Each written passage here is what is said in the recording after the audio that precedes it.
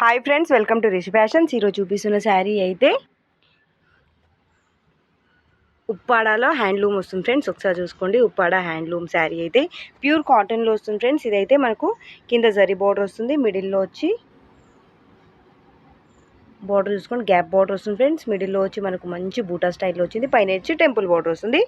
Middle మొత్తం ఇట్లా బూటా స్టైల్లో చూస్తుంది వీవింగ్లో, పైన కింద సేమ్ బార్డర్ ఫ్రెండ్స్. ఇది పళ్ళు పాటు వస్తుంది. చాలా అంటే చాలా బాగుంది ఫ్రెండ్స్.